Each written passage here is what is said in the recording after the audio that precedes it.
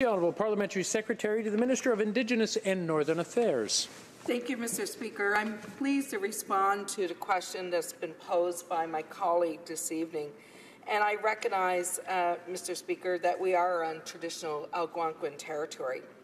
The government believes in investing to improve Indigenous students' access to more and better educational opportunities at every level. This is fundamental to opening the door to a brighter future for First Nations, Inuit, and Métis students and the communities in which they live. I'm quite sure I do not need to explain how greater educational opportunities lead to greater life opportunities. This is why I want to refer the Honourable Member to examples such as the historic investments in elementary and secondary education on reserve that was found in Budget 2016.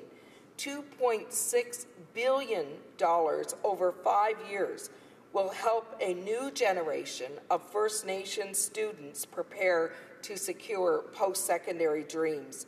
That includes all First Nations Indigenous students across Canada, Mr. Speaker, including those in Saskatchewan. In addition to this new budget funding, investments are being made each year through the Post-Secondary Partnership Program, which is administered by Indigenous and Northern Affairs Canada. This program provides funding to post-secondary institutions to design and deliver programs that are tailored for First Nations and Inuit students. It will deliver some $18.5 million in support to nearly 100 post-secondary courses and programs in all parts of Canada this fiscal year alone, including the province of Saskatchewan.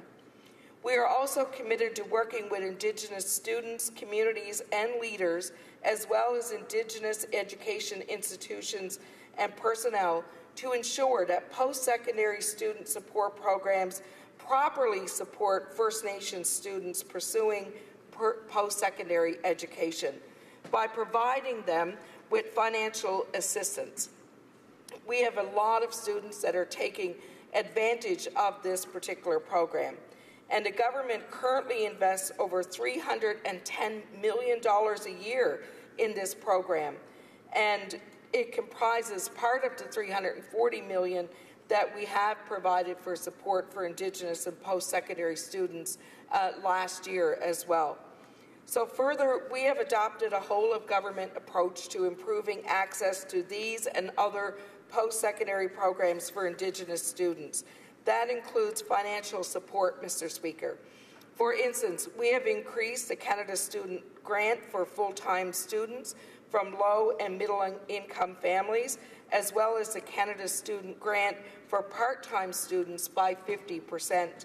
We are working with students, with parents, with educators, and Indigenous groups to ensure that eligible First Nations students are aware of these funds and are fully able to avail of them.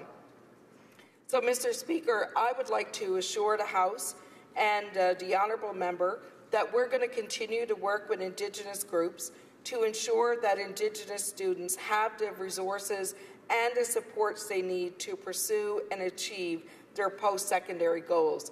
That is what we aim to do, that is what we're investing to do, and that includes all First Nation students across Canada. Thank you. Parliamentary Secretary. Thank you, Mr. Speaker, and I certainly understand the concern that the member expresses opposite on behalf of her constituents and her riding.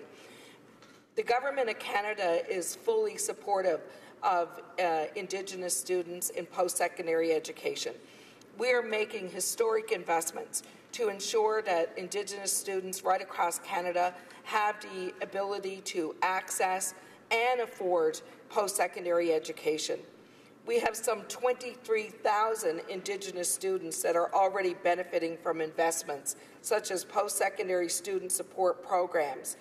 And we'll continue to work with Indigenous communities, with Indigenous groups, and with First Nations and Inuit students in reaching their post-secondary and educational goals.